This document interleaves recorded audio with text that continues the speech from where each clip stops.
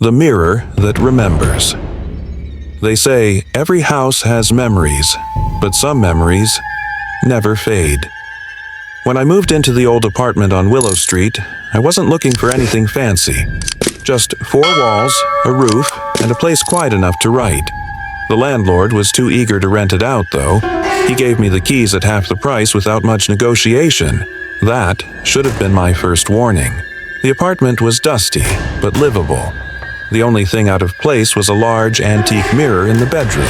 Its frame was carved wood, painted black, with patterns that looked almost like faces. The glass was spotless, even though everything else in the room was coated in grime. That first night, I noticed something strange. When I looked into the mirror, I saw myself. But behind me, just for a moment, I thought I saw someone else. A shadow, tall, with glowing eyes. I spun around, but the room was empty. I laughed it off.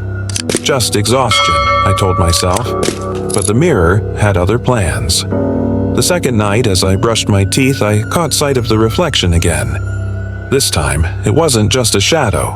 It was a man, pale and gaunt, standing right behind me. His lips moved, whispering something I couldn't hear. I whipped around, heart racing, but again, no one was there. That's when I realized the mirror's reflection was delayed. It didn't move when I did. It lagged, just slightly, like a video buffering. My reflection blinked seconds after I blinked. My reflection smiled, even when I didn't. By the third night, the whispers started. Faint at first, like wind in the walls, but soon, clear. The voice from the mirror was begging, "Help me." Over and over. Help me. I couldn't sleep. Every time I closed my eyes, I felt watched. And when I finally did drift off, I dreamed of the man in the mirror. He was clawing at the glass, his fingernails cracking, his eyes filled with rage. The next morning, I decided I'd had enough. I grabbed a sheet and threw it over the mirror. Silence. For the first time in days, I felt peace. But when I came home from work that evening, the sheet was gone, folded neatly at the foot of my bed. That night, things escalated. My reflection wasn't me anymore. When I raised my hand, it didn't. When I opened my mouth, it smirked. And then, in one horrifying moment, it stepped closer. Not me. It. It leaned against the glass, pressing its forehead until cracks formed. I stumbled back, shaking. The glass shuddered, the sound of fingernails dragging on the other side filling the room. I screamed, grabbed a chair, and smashed the mirror to pieces. Shards scattered across the floor, glittering like ice.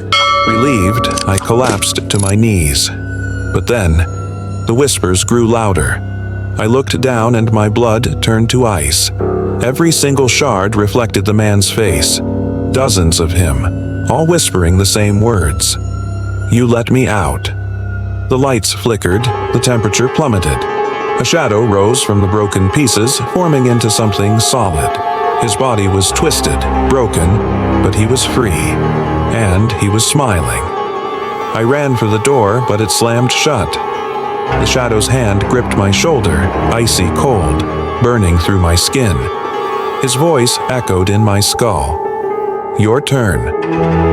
I don't remember what happened after that. All I know is when I woke up, I wasn't on my bed. I was inside the mirror. I screamed, but no sound came out. I pounded against the glass, watching as the man, no, my reflection, looked back at me from the other side.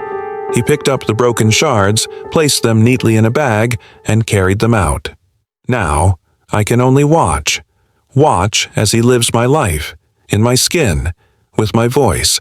And every night when someone new moves into that apartment, the mirror returns, whole again, waiting for the next soul to look too closely.